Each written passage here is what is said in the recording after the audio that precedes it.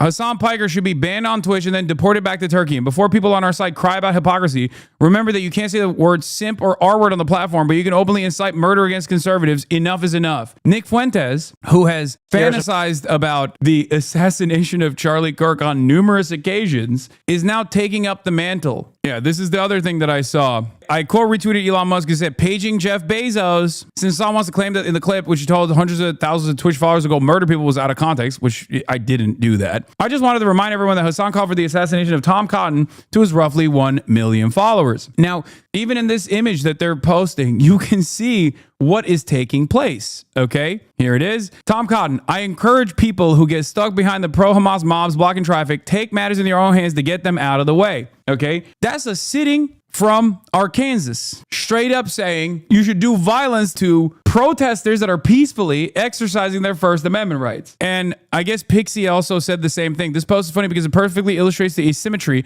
of violent rhetoric from the left and right. A Republican senator is insinuating that people should kill protests, but are demanding accountability from the content creator who is responding instead. And that's precisely what I said too. Elon Musk obviously retweeted this other Holocaust-denying, lolly-loving, pedophile account. He's been doing that quite a bit these past couple of days. Okay, he said, paging at Jeff Bezos, why won't you listen to this pedophile Nazi and ban HasanAbi Piker? And then I quote retweeted it and I said, you're such a weirdo, man. And said, the asymmetry of acceptable violence also exists in speech. Interesting that a direct call to action to violently take care of pro-Palestine protesters exercising their First Amendment rights by a senator is not seen as violent, as opposed to a meme schematic in the QRTs as a response. But that didn't stop there. Elon Musk, who is obviously a billionaire, who is one of the most powerful people on the planet, who has made it his life's mission now to possibly get me deplatformed or maybe worse, was then highlighted by Nick Fuentes with a you. Okay, Nick Fuentes, who is supposed to be a critic of Israel, who has said a lot more violent about Charlie Kirk than I have. I've not said anything violent about Charlie Kirk. As a matter of fact, I've debated Charlie Kirk and I was slated to debate Charlie Kirk. Nick Fuentes, on the other hand, has spent most of his career actively outflanking Charlie from the right, calling him a demon, calling him a fake Christian, saying that he's given his life to Satan, consistently talking about what must be done to Charlie Kirk, is now actively trying to take on the mantle for Charlie Kirk. Let's take a look at what Nick Fuentes has said about Charlie Kirk. I think a lot of people are starting to find out Charlie Kirk is not the patriot that he says he is.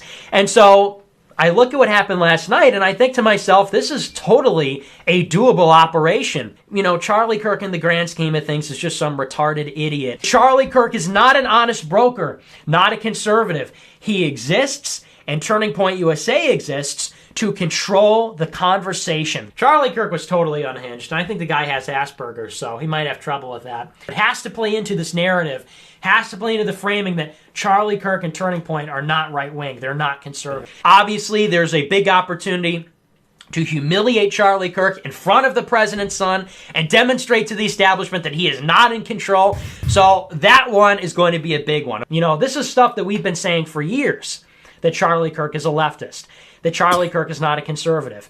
There is a real risk that at an organizational level, we will cause problems for Charlie Kirk. I remember you trying to ignore this asshat for years, and now here we are having to bring his awful ideas into the mainstream. You think I'm bringing his awful ideas to the mainstream? His ideas are already mainstream by Elon Musk, who opened up the unlimited faucet of neo-Nazi sentiment on his platform that he owns. That's just the reality. And obviously, now everybody knows who the he is. People know what a groiper is now, okay? This is the more damning video of Nick Fuentes. Nick Fuentes about Charlie Kirk, America First, August 11th, 2025. It's very possible the alleged shooter is a groiper at this point. I'm hurtling towards you. Charlie Kirk says, did you see this clip? He goes, your Generation Z sons have negative views about Israel. You need to tell them this. Time out. You need to tell them, time out. He said, if you feel like a loser, if you feel like your country's been destroyed, get a second job. I saw a TikTok of a liberal-seeming black lady, okay, young, straight up saying that she is an America First conservative that loves Nick Fuentes and thinks I'm genuinely evil. And it one-shotted me. It one-shotted me because I just don't understand how you can find yourself in the audience of a person who has time and time again said that you are an inferior being. Like, I don't know. I don't understand how you do that. I don't understand how you find yourself there. Like, I'm not saying you should be a fan of mine, you know, If you don't want to be, you don't have to. It just does not make sense how easily duped people are. Get a Hillsdale online course. Observe the Shabbos. He literally said this. I am hurtling towards you, full force, going nearly 90 miles per hour, weighing close to 1,500 pounds. I am hurtling towards you like a human missile to blow up this whole thing. And you're telling Generation Z, buy a Hillsdale course, get a second job, observe the Shabbos, go to Turning Point? You are not ready for this. You are not prepared for this. And I'll say it now like I did in 2017, the day after Charlottesville. A tidal wave of white identity is coming. And once word gets out, they will not be able to stop it. As I said, the day after Charlottesville, 8 years ago, prophetic. By the way, Nick Fuentes is a neo-Nazi, right? He denies the Holocaust. He thinks Jews are responsible for all of society's problems, all this stuff, right? Nick Fuentes also happens to be a neo-Nazi that is anti-Israel. He's been anti-Israel from the jump. Not because he cares about all the people that Israel has killed, mind you, because he's obviously also viciously and vehemently anti-Muslim, anti-Arab, anti-whoever he considers to be not white. Now, Nick Fuentes himself is Hispanic, so that is also up for debate whether or not he actually fits into the in-group that he is actively claiming is superior and should be defended, and the out-group that should be excised and destroyed. Because of this reason, because he was a very visible person who was anti-Israel for many, many years, he has been able to present himself as an earnest actor here, an honest actor, like a honestly anti-Israel actor. Part of the reason why I was always troubled by a bunch of cynical right-wing grifters who claim to be anti-Israel specifically to garner the attention of mass audiences that they realize are looking for that kind of commentary. And part of the reason why even people like Nick Fuentes, who are honestly anti-Israel, or at least they were, but for anti-Semitic reasons, the reason why I thought that this was a dangerous prospect for a very long time was because it was going to give them amazing momentum. And it did. And now he's in a position to cash that in, okay? He can turn around and say, I've been debanked, I've been prosecuted, I've been pursued because I was right on Israel over and over again without actually revealing what his true opinion is. And unfortunately, even before this Charlie Kirk assassination, I noticed that he was gaining a ton of prominence. He was gaining a ton of prominence even amongst liberals. Charlie Kirk has always been wishy-washy with Trump support. He's gone back and forth. I mean, he was a participant in January 6th. There's suspicion that he might even be a cooperator with law enforcement. If you're wondering personally, like, oh, well, he's turning on Trump because Trump is too pro-Israel or whatever, that's not new. He has done that for a while. One of the big fears that I had was that Americans are more comfortable with anti-Semitic narratives when it comes to anti-Israel than actual materialist analysis as to why Israel plays this role.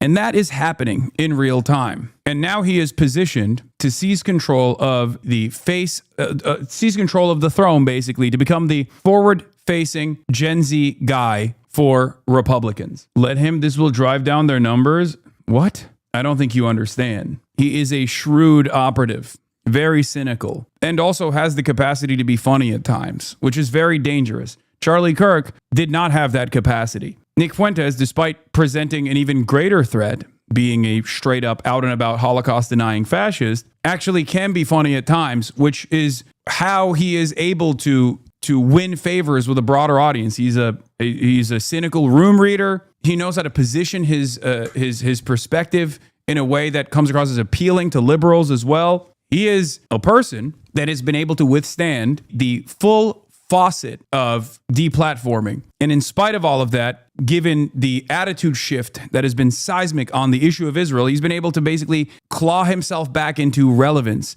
And he's gotten a lot of help along the way, obviously, from the likes of Destiny, to which Destiny openly admitted to, saying, you know, I put him in front of so many podcasters, including like No Jumper and all these people. Oh, and Fuentes' treatment of me is so bad. I don't understand. That's something he'll have to learn and grow. Not to sound like not to be too self-aggrandizing, but like Fuentes should be worshiping me because I am literally I was the only lifeline that he had to like being able to breach like mainstream political conversations. Like I represented a huge potential opportunity to him, and he just was so bad faith in the way that he treats me. It's unbelievable. I don't know why the he would do that. Like he should have been so conciliatory towards me. And I'm not looking for that. I'm not asking him to be my bitch or anything. But for him to be like relentlessly bad faith against me all the time, I'm like, bro, who the fuck are you? Like I can put you on a stream in front of 14,000 people. Like I'm giving you your phone number to like Adam22 so you can go to a show. Why the fuck would you like burn my shit so hard? Like you're so To which he then went along with like the whole Kanye train as well. Yo, you know I'm here with my white supremacist homeboy Nick. We back. There are many prominent right-wing figures online that are openly propping him up. Tucker Carlson being one of them, Asmongold being another. He is very well positioned. Yes, Nick Fuentes, alongside Kanye West, had dinner with Donald Trump as well, or lunch, or I think it was dinner. It doesn't really matter. But basically, the real reason why he has garnered this level of attention and this level of prominence is because a lot of people, Aiden Ross platforms him all the time. Aiden Ross, who is Jewish himself, has literally watched all of his videos and keeps saying he's based, he's awesome, attacking all of Nick Fuentes' enemies. I think Nick Fuentes is very funny, and I like a lot of the shit he says. Now, a lot of people are going to look at me and call me crazy. You know, I don't give a fuck, bro. This is why I love Kick. This is why I love my community. But like I said, the real reason why he has garnered this much attention in the last year or so is because the attitude shift on Israel has been seismic, and he has been seen as an honest anti-Israel guy, a guy who has been anti-Israel for a very long time. And a lot of people don't make that assessment. They don't think like, why is this person anti-Israel, for example? They also feel that way. They also feel anti-Israel because you should feel a level of animosity towards a apartheid state that is unchecked, that is taking unlimited funds from America, from American taxpayers, and unlimited weapons to destroy the entire existence of a population of people, the Palestinians. But he's been able to use that anger and resentment that people have to prop himself up. That's the real reason. And that's the real reason why he was able to position himself against Charlie Kirk as well. They're pretty much aligned on everything, with the exception of Israel, right? Which is why he was always angling his position to showcase how honest he was and to showcase how dishonest Charlie was, despite, and even at times showcase how dishonest Trump was, despite the fact that he rode Trump's coattails as well. That's where we're at. Do I know where this goes? I don't. I haven't really followed Nick Fuentes too closely. I don't know how much of a shrewd operator he is and whether or not he will actually reposition his commentary away from on Israel to basically become the administration's guy, because that's the one thing that I don't think the admin will allow. You can't go beyond like Tucker Carlson style narratives when it comes to speaking out against Israel. And Nick Fuentes certainly goes beyond Tucker Carlson. If you notice, Tucker Carlson will speak out against Israel in a way where he won't ever turn around and be like, this is the Jews. This is the doing of the Jews. He will actually, if you listen to him just on Israel, he comes across as almost like an anti-Zionist because he knows he's a professional media broadcaster. He knows how to dance around the issue. Nick doesn't do that, or hasn't done that up until this moment. But it does feel like this 180-degree pivot on Charlie Kirk, for example, leads me to believe that he is going to moderate his position now that he has more prominence and try to become the face of the Gen Z right. You think you're in control? Do you feel in charge? Who else we gonna bring in? Elon, Tucker, Candace. You know what their next move is gonna be. It's been fun. It's been fun. It's been a good time. But pray for your boy. Because the problem is, look, I've been doing this for a long time. People watch the show, they're like, this show's great. I've been saying this for 10 years. All this stuff, I've been saying it for 10 years. That's why they locked me up. That's why they shut me down. The problem is I'm just saying it now to everybody. And they're going to make me pay. In one way or another, they're going to try and shut me down. Do you think his fans will turn on him if he tries to moderate himself and be like Charlie? No. He was pissing his pants about you on his show too. Somebody like Hassan Piker. That was why I thought it was funny when he was like on me on his return stream that he did, right? On Rumble, I believe, in the aftermath of Charlie Kirk's assassination. He said that I didn't sufficiently grieve Charlie Kirk, that I'm a dangerous and violent individual who needs to get deplatformed. And it's really interesting because, like, I am perhaps the most visible, the most prominent anti-Israel media figure on the left. And also, there is a reason why the ADL has been up my non-stop and rarely ever discussed Nick Fuentes in the process, especially in the last 2 years. And now he wants that voice gone. Interesting. Maybe he's just doing this because he wants to use the existing momentum, the punitive momentum that they have in the administration, the appetite that they have to prosecute political dissidents of the administration. Or maybe he wants to shift the attention away from people asking questions about his anger, his hatred for Charlie Kirk, how much he has pursued Charlie Kirk throughout his career to make a name for himself. Same with Ben Shapiro. Maybe that's the reason why he's hitting that note. And before people ask me, like, why are you talking about Nick Fuentes? You didn't used to talk about Nick Fuentes. Yeah, dude, I didn't, because he was utterly irrelevant in the grand scheme of things. But I noticed that he was actually reaching a level of prominence that I thought wasn't so great. And now he has reached that level of prominence. Now he is a genuine issue. Such a hollow, empty, sad person. Hassan Piker saw Charlie Kirk, someone that he knew, get shot in the neck and his neck erupt with blood. We don't need to be graphic about the details, but everybody should look at that long and hard and let it sit with you. When Hassan saw that, his first reaction was to make a glib remark about gun control. He didn't think that my shock and distaste for what I saw was sufficient. And he was mad that I turned around and said the only way that this violence could have potentially been prevented, not a 100% guarantee ever, is if there were people in positions of power that took the initiative and took active steps to prevent gun violence from taking place in this country. Interesting that was not completely unacceptable. You're not supposed to talk about that. That's a 31-year-old man. That's a young man with a wife and kids. He got shot in cold blood, publicly executed in front of thousands of college students. Never forget the trauma of his children, of his family. What about the people that witnessed this? What about everybody that will be affected by the knock-on violence that results from this? And you hollow, sick person, your response is to make some glib remark about gun control? You. And here's again, a Holocaust-denying neo-Nazi who actively stalked and got his audience of groypers to stalk Charlie Kirk wherever he went, a person who is likened miscegenation, race mixing, to bestiality, having sex with animals. Would you say that me having sex with my dog is the same thing as me having sex with a black man? No. But they would both be degenerate. That's who we're talking about. That is Nick Fuentes, okay? Over here, trying to engage in some sort of moral posturing, engaging in the exact same fake outrage, while also demanding that any sort of left organizing get censored, get deplatformed, and criminally prosecuted. After years and years of developing some kind of credibility in these corners of the internet, by saying, I've been debanked, I've been deplatformed. Now he's turning around and saying, I want that for the left. Perhaps this is part of the reason why he's doing it, though. The notion that Groypers didn't have beef with Charlie Kirk is just entirely ahistorical. The Groyper War was a campaign launched exclusively to harass him.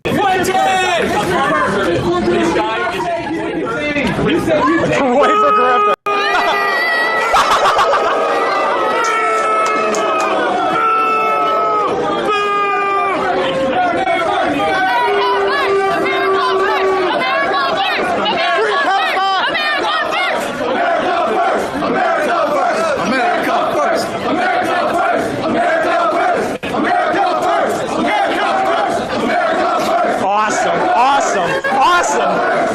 Can we get a theme check?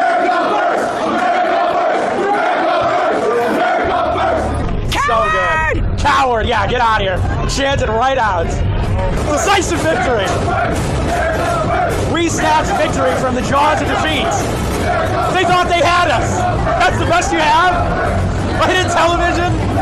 A clip from November 2015? You think you can beat me? You can't beat the Groypers. We're not going anywhere, Charlie.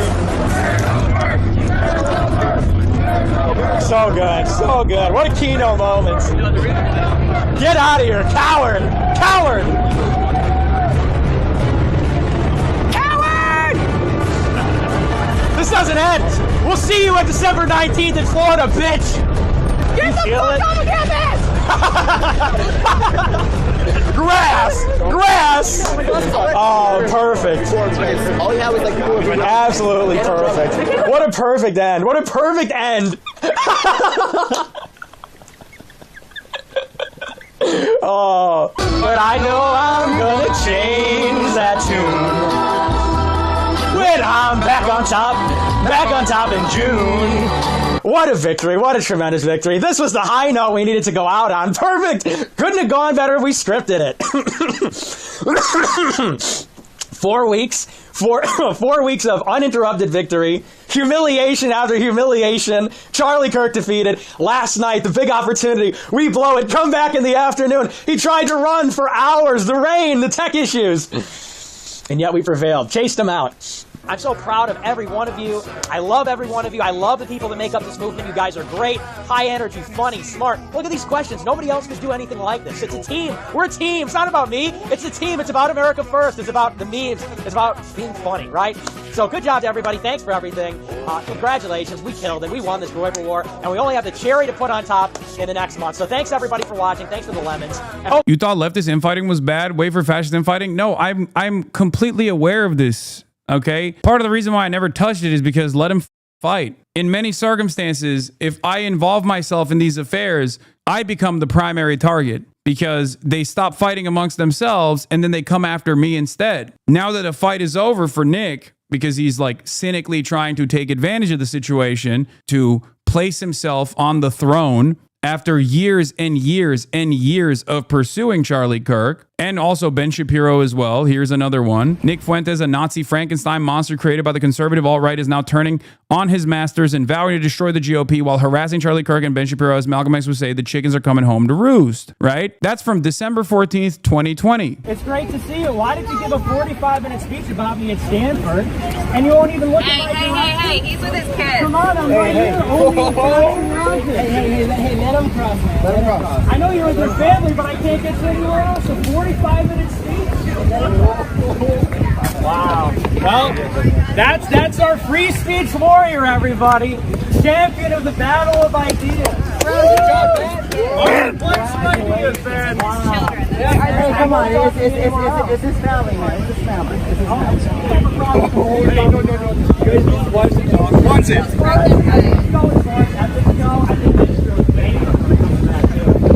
Aren't you supposed to rise above instead of going down in the mud with someone? Because he gave a 45-minute speech about me. You're only repeating that because you're trying to make yourself sound important and you're not. They've been swearing him for years. This is the only time we can get him is when he's crossing the street and he uses I guess he's just like the Palestinians using human shields, right? That's what I'm trying to say. But wait, there's more. Since 2020, he's never stopped. This has been his agenda forever. Here is Squirrel also pointing this out. For those unclear about the difference between Nick Fuentes and Ben Shapiro, hates Muslims, hates LGBTQ, hates immigrants, hates women's far-right nationalism. Ben Shapiro is Jewish and also pro-Israel. The alt-right, and Nick Fuentes specifically, hates Jews and also hates Israel. There are some in the alt-right that hate Jews but love Israel as well, for the record. The far-right contains multitudes. There are also plenty of people who are pro-Israel but also deeply anti-Semitic. I would say broadly the evangelical Christian movement is broadly anti-Semitic, but also very, very pro-Israel. They think that Israel has to be given to the chosen sons and daughters of God so that the rapture can happen. They have their own theological justifications for it. Ben Shapiro, as I've routinely presented, is fine with anti-Semitic people as long as they're pro-Israel. Ann Coulter tweets regarding Jews, awful, nonsensical. Ann Coulter is also super pro-Israel and always has been. So no, I won't lose sleep. The Jewish people have always been plagued with bad Jews who undermine it from within America. Those bad Jews largely vote Democrat. Here's another rally. By the way, that first clip was from a while back, but Nick Fuentes and his Nazi gang continue to target Ben Shapiro and Charlie Kirk, most recently at the MAGA rally in D.C. We want Nick! We want Nick! We want Nick! We want Nick!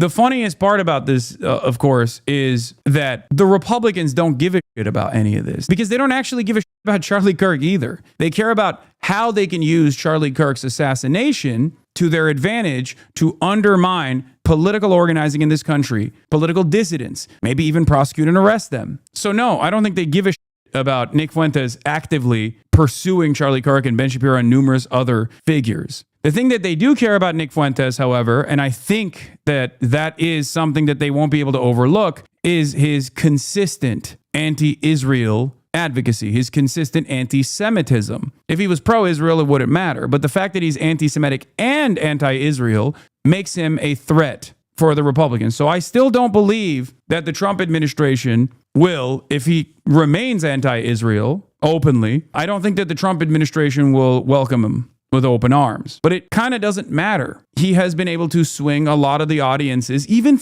liberals, even critics of Trump, into thinking that he is a tolerable figure. And this kid, believe me, everybody's throwing him under the bus. Charlie Kirk? Yeah, bro. Ben Shapiro, the original Never Trumper? Yeah, we hate Ben Shapiro. Ben Shapiro does not believe in America first. Yeah, he started the Never Trump movement. Ben Shapiro is a subversive. We don't want subversives in our movement. The ADL and the SPLC have thrown Nick under the bus too. We hate the ADL. This was also the rally where Fuentes vowed to destroy the GOP. The reality of the matter is he's always flip-flopped with both supporting the GOP and then vowing to destroy the GOP. My point is, I mean, he's an opportunist. He has stayed consistent on one issue, that is hating Jews and hating Israel, for sure. He has gone back and forth on his support for Donald Trump, celebrating, taking credit for his victory. If you recall, one of his most viral moments that actually led to a lot of people like straight up coming to his house and was the "Your Body, My Choice." Are you trying to say the shooter was a graper? No, I'm not saying that. Although there are a lot of people who believe that. I am not a person that has entertained that. I don't know. My statement is, I don't know, okay? It's too soon to tell. I don't think it's likely, but it doesn't matter. The reason why I'm talking about this is because Nick Fuentes kind of feels like the shooter might have been a groyper. And I know that for a fact because he immediately started disavowing political violence, which he had totally been in favor of. He, started talking about how, he has thoughts and prayers for Charlie Kirk after spending his entire limited career trajectory on Charlie Kirk, presenting himself as an honest broker, a real right-wing actor, saying Charlie Kirk was a leftist, that he was pro-Israel, he was pro-Jew, Charlie Kirk was Jewish, all this. So while I might not believe that the shooter was potentially a groyper, it kind of felt like he believed that. Let's go! Destroy the GOP! Destroy the GOP! Destroy the GOP! Destroy the GOP! Destroy the GOP! Destroy the GOP! Destroy the GOP! Destroy the GOP! Destroy the GOP! The GOP wants us to hold the line and vote for rhinos like David Perdue and Kelly Loeffler in the Georgia Senate.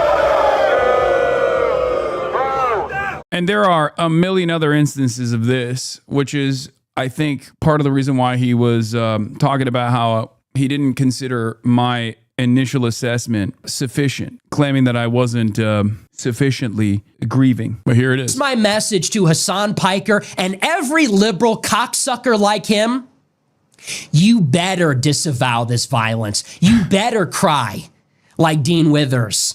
And I don't say that. Maybe that comes off like I'm humiliating him. Who knows whether that was sincere or not? I hope to God that it was. And if it was, you know what? Okay, I take offense to him calling me a liberal. That's a bit fucked up. You better cry. Look at this little booger-eating manlet. This little man talking big game, talking big You better cry. Well, I'm not. The f are you going to do about it, bitch? Good on him. That's a good kid. And he said some nasty things about me. That's a kid with a conscience. He said, I don't think we should kill people for disagreeing. Is that divisive now? He had to apologize for weeping that someone he knew was murdered? That kid has a conscience. I have some faith in that generation. Here's my message to Hasan and all these smug, glib liberals like that. If you cannot, if you will not disavow this violence, we will have no choice but to consider you as no different than the killers. That's complicity. There's plenty of evidence of Nick supporting political violence. Yes, he's a neo-Nazi, of course. Once again, I'm more so frustrated with the fact that he's falsely presenting me as a liberal. I don't think that's appropriate. But older folks gonna eat that shit up? Yeah, he's just trying to farm the new wave of people who don't know his background at all. But it is funny because he is acting like he's gonna call the principal on me. Like he's like, oh, you better cry real tears or else I'm gonna tell daddy, I'm gonna tell Trump to come after you and arrest you. You could be forgiven up until this point for being irresponsible. We all get heated. We all do it. I'm guilty of it too. It makes hypocrites of all of us. We murder each other with our words all the time, with our gossip, our slander. We overreact. We say things we don't mean. We get angry. We harbor grudges and resentment, things that we should not. And that's not to excuse it. But the day that someone gets shot for the disagreement, if you can't bring yourself to show the slightest ounce of humanity to a moderate Republican who got killed for no reason, this is a moment we all recognize could set us down the path towards a civil war, could set us down the path towards unbelievable horror, suffering, bloodshed.